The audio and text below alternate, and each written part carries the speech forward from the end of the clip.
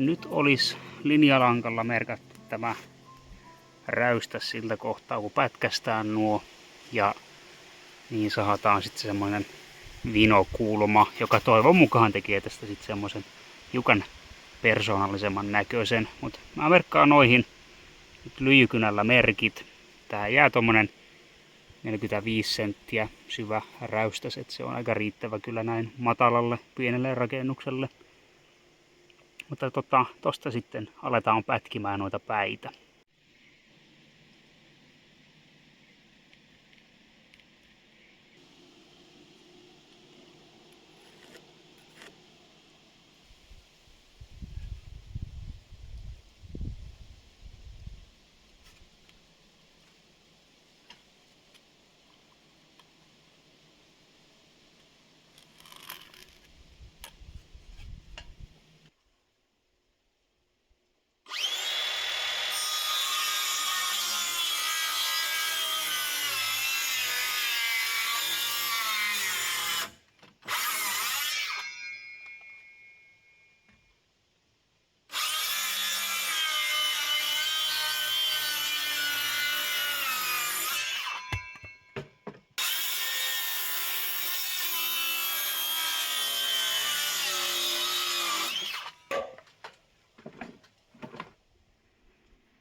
No siitä on saatu raakapontin laittaminenkin käyntiin ja tuo tulee tuosta nyt tommosen sentin kattotuolin pään tai kattopalkin pään ylitte. Ja sitten huopa tulee tuosta taitettuna, ellei siihen nyt sitä ihan tippapeltiä laita, mutta mielestäni se on aika ruma tämmöisessä rustiikkisessa rakennuksessa sellainen pelti. Se menee kyllä sit ilmankin aika kauan sitä, että tuostako sen tuo vaan ylittää riittävän paljon. Mutta tähän tyyliin tämä nyt sitten tulisi, ja itse oikeastaan tykkään aika paljon jo tästä ilmeestä, minkä tämä tähän antaa tämä kulma. Tulee semmonen ilmavampi jotenkin, mutta silti räystäs on ihan hyvän mittainen. Mutta joo, jatketaanpa tuosta vaan noitten raakaponttilautien naputtelua.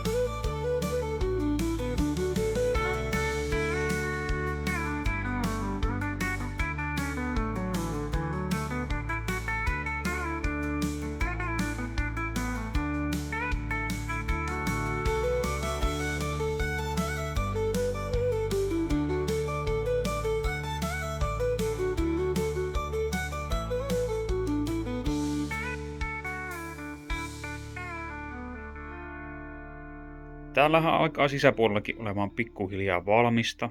On noita lattiakannekkeita tuohon jo aseteltuna ja kaato katottuna, eli en tiedä kuinka hyvin se tästä näkee, mutta tähän kohtaan on tulossa nyt tuo vesikouru, eli tuolta sitten kaataa tähän suuntaan ja tältä puolelta tulee tuo kivipeti, mutta siihen tulee tommoset, mitähän noin nyt sitten on, jotain 40 sentin laudanpätkiä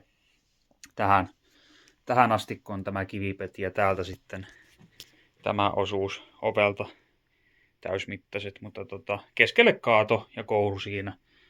Tuohon ei tule mitään noiden lankkujen alapuolelle, eli ihan tämmönen avoin, hyvin tuulettuva ja kuivuva lattia, että ei tämmöisessä puulattiassa mitään ongelmia pitäisi olla niin kauan kun kaikki toimii niin kuin kuuluukin, että ilma kiertää ja sitten löylyjen jälkeenhän sen pitäisi muutenkin sitten kyllä kuivua sitten. Ja nämä vasat on kanssa tarkoitus käsitellä jollain Roslakin mahoonkin varmaan tuo terva, pellava öljy käsittely. Ei sitten semmoinen vähän vettä hylkivämpi pinta siinä ja varmaan täytyy katsoa, että jos tuohon lattiaankin jonkun käsittelyn tekisi, mutta se jää nähtäväksi sitten. Ajattelin tässä nyt alkuunsa tätä talvea vasten niin tehdä semmoiset lattiaelementit, eli latoo nuot lankut tähän vaan, sitten tuolta alapuolelta pistää rimat, mistä ruuvaa ne kiinni, niin tuon pystyy sitten nostamaan tuosta vaikka talvellakin, jos haluaa sitten vie verstaalle ja käsittelee siellä. Nyt alkaa olla jo sen verran kosteeta, että ei ole ihan mitkään optimaaliset noit pintakäsittelyolosuhteet. Mutta nyt on tavoitteena, että saisi jonkinlaiseen löylyttelykuntoon tämän saunan kuitenkin syksyä vasten. Tässä on tämmöisiä ylijäämälankun pätkiä tuolta velipojan remontista, niin on tarkoitus hyödyntää sitten näitä niin paljon kuin mahdollista. Nämä tulee kyllä siis täysmittaisesta. Tämä on tuommoinen 95 senttiä, niin ei ole aikomus pistää niitä jatkettuna. Että näistä saa sitten noita pätkiä tuohon. Ja tuolla on varastossa vähän pidempiä, millä sitten yltää tuolta tuonne. Ja sain siinä sitten myös yhdellä videolla hyvän vinkin tähän lattian toteutukseen. Eli se oli mielestäni jotenkin näin, että tuonne väliin tulisi rako sitten ja siihen päälle esim. Vaikka joku puurima tai lista, millä voi sitten säädellä sitä ilmanvaihtoa. Se mielestäni kuulostaa aika fiksulta. Mutta täytyy nyt asiaa tutkia vielä hiukan lisää. Olen näistä nyt hiukan lukenut näistä perinteisistä puulattioista saunoissa. Että ainakaan niin nyt sen suhteen ei pitäisi olla suuria ongelmia, että tässä on tämä puu, että tosiaan niin kuin sanoin, että kyllä jos se oikein toimii, niin se pääsee kyllä kuivumaan ja kestää todella pitkään, että ei tässä niin tarvitse alkaa heti parin vuoden sisään lattiaa uusimaan, vaikka moni voisi niin kuvitella, että se on puu ja puuhan lahoaa heti, kun se on veden kanssa kosketuksissa. Ja tässä sitten tuo lattian kaatu tulee olemaan tuommoiset hiukan reilu 30 milliä. En tiedä näkyykö se nyt tuossa. Tuossa on ylhäällä tuo tuommoinen musta viiva, niin se oli se, missä lattia on suora. Ja sitten tuo alempi musta viiva on tuo kaato, niin tuommoinen 30-35 milliä. Ihan karvan vajaan metrin matkalla, niin kyllä mä uskoisin, että se on ihan riittävä kaatu tähän. Tää kourun keskellä oleva rako tarvii katsoa sitten sen verran isoksi, että sitä pystyy tuosta helposti puhdistamaan tuota kourua ilman, että tarvii alkaa lattiaa purkamaan. Et ei sitä varmaan liiankaan pieneksi kannata jättää. Täytyy vähän vielä katsoa, että minkälaiseksi sen nyt jättää sitten tuon raun. Ja tännehän tulee muuten reunaan kanssa sitten yksi vasa vielä tosta kiveltä toisen kiven päälle. Ja täällä sitten kun oli vähän nyt nafti tämä tilan korkeus, niin tämmöisillä, mitkäs nämä nyt sitten on nämä nimitykset näillä raudoilla, mutta tulee kumminkin kiinni. Pistän tuosta varmaan olla täkkipulteella tai ehkä jopa läpipulteella sitten lisäksi, että nyt se on vaan heftattu ruuveella, että on saanut nämä kaadot katottua ja näin poispäin. Ja kakkosnelostahan tämä on, mutta nämä nyt tulee niin tiheeseen ja suhteellisen maltillinen tuo jänneväli ja mitä tuossa päällä on pomppinut, niin aika tukeva se on. Ja sitten kumminkin täytyy muistaa tässä se, että eihän tuolla kävellä. Et tuohon tulee lauteet, jotka on sitten taas seinän varaan tuettu. Niin oikeastaan siis ainoa paikka, missä tässä nyt tulee niin kun lattian rasitusta, on tämä kohta, kun on tämä kulku ja peseytyminen tai mahdollinen peseytyminen, huuhtominen jossain näillä main. Niin tässähän on jo sitten huomattavasti lyhyemmät jännevälit, kun tulee tästä tuohon kivipedille, niin ei se ole kuin tommonen metrin verran. Ja sitten nämä lattialaudat kumminkin, kun ne sitoo nämä toisiinsa nämä vasat, jos tässä nyt on 2, eli 1 ja keskelle, niin ei se siitä kyllä tule mihinkään niin romahtamaan kovin helpolla, että muutenkin tänne tulee nyt tuolla lailla niin mukavasti mahtuu varmaan 4 ihmistä kerralla saunomaan, että mitään hirveitä kansanvaelluksia tässä ei varmastikaan tule tapahtumaan. Vähän pienempiä ihmisiä saattaa sitten mennä 5 ja vielä pienempiä ihmisiä ehkä 6 tuonne lauteelle, mutta lauteet on taas, niin kuin jo mainittiin, niin runkoon kiinnitettynä tai tuettuna, niin kyllä se kestää. Täällä on nyt sitten tätä pukuhuoneen puolesta päätyä. Olen tähän jo sovittanut tuon kuistin vanhan ikkunan, niin kuin oli puhettakin, että tämä on silloin entisen jo aiemmin ihan sillä ajatuksella, että se voisi kierrättää. Ja tähänhän se nyt löysi paikkansa. Tuo oli tämä hirsirungon, kun tämä oli sitten vanhasta navetosta, niin ikkuna-aukko melko korkea, kun siinä oli 2 semmoista pystypuitetta, mistä oli vähän niin kuin tuuletus, ja sitten oli vielä ylhäällä sellainen vaakaikkuna, eli huomattavasti korkeampi. Tuolla on vielä, täytyy vähän tilkitä rakoa tuosta.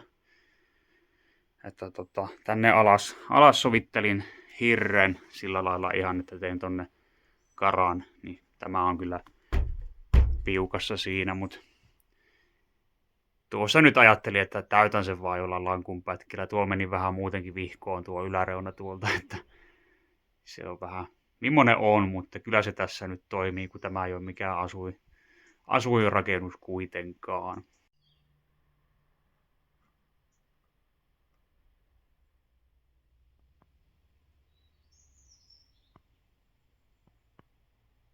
Tämä kiukaan kivipetihän näyttää nyt tältä, eli nyt on sitten se piste saavutettu, jonka päälle tulee vielä semmonen oikaisuvalu. Ehkä hiukan vielä jotain litteitä kiviä saatan tuohon asetella, mutta se tulisi sitten kutakuinkin tuon tasoon tuon lattian, niin alkaa olla jo sillä mallilla, että siihen ei ihan hirveästi tarvitse betonia sitten käyttää, niin tuli vähän hyödynnettyä näitä kaikkia kiviä, mitä täällä nurkissa on. Ja kyllä se on aika loputon tuo varasto, mitä niitä täällä on, että vaikka jonkun kivirakennuksen vielä niistä muuraisi sitten, mutta tästä tuli aika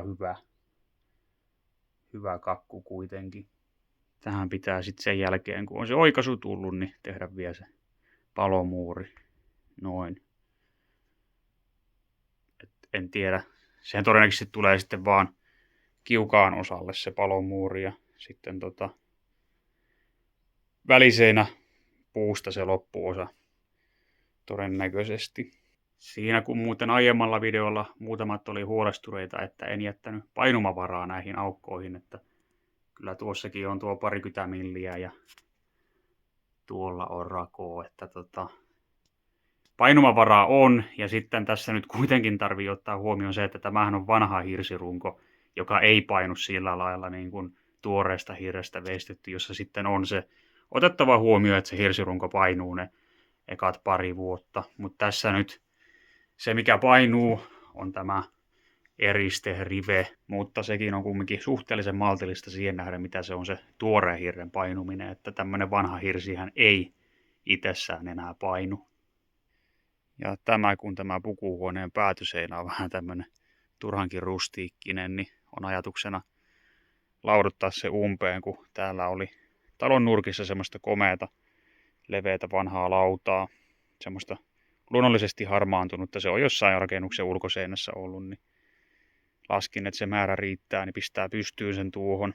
Se vähän sitten vielä jäykistää tätä seinää, kun tämä ikkuna-aukko on noin valtava, niin tämä on vähän semmoinen huojuva tällä lailla sivuttaissuunnassa, niin sillä saadaan vähän vähän tiukempaan pakettiin sitten tätä kyllä myös. Sen lisäksi, että saa vähän nätimmän näköisen tästä.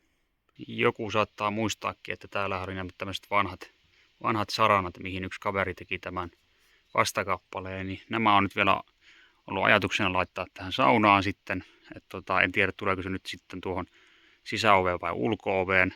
Se olisi aika näyttävä kyllä tässä ulkonakin. Nämä on nyt sitten tämän käden, eli tuo kääntymissuunta tarvitsisi vaihtaa, mutta tässä vähän oli muutenkin nyt ajatuksena, että pitäisikö tämä puoli laittaa ulospäin. Nyt on mahdollisuus katselijoiden vaikuttaa myös tähän, että kumpi näyttää paremmalta, että olisiko siinä tämä vanha peiliovipinta ulospäin vaiko sitten tämä paneloitu myöhemmin tehty verhoilupinta. Siinä mielessähän se olisi fiksumpi, että tämä on sisälle päin, niin se sitten säilyy tulevillekin polville paremmin, kun siinä olisi täällä tämä niin sanottu uhrikerros, tämä panelointi, niin se voisi olla joutilaampi tuohon ulospäin. Näin se vaan ensimmäisiin löylyihin pääseminen sen kun lähestyy, että ihan valtavasti ei enää ole tekemistä sen kun vaan nyt saisi aikaiseksi sitten nuot lattiat tuolta naputeltua ja tuon palomuurin tehtyä ja katsoa vähän paneelia, että sitten se olisi jo saunomisvalmis. Tuo pukkarin puoli varmaan jää kyllä sitten vielä kesken, samoin kuin nyt täällä ulkopuolella nuo viimeistelyt, että ne on varmaan ensi vuoden hommia, ihan niin kuin on se kolmioripakattokin. Et nyt kun siinä on vedenpitävä katto ja sisällä saadaan semmoinen saunomisvalmius, niin se riittää kyllä tämän vuoden tavoitteisiin. Ei tässä voi oikeasti olla kuin tyytyväinen, kun nyt ei ole edes vielä kalenterivuotta tullut täyteen siitä, kun tämä vasta purettiin se vanha hirsinavetto, mistä nämä hirret tähän tuli, niin kyllä tässä ollaan niin kuin hyvässä tilanteessa. Mutta kiitos taas oikein paljon, kun viihdyt tämän jakson parissa ja nähdään sitten seuraavalla kerralla.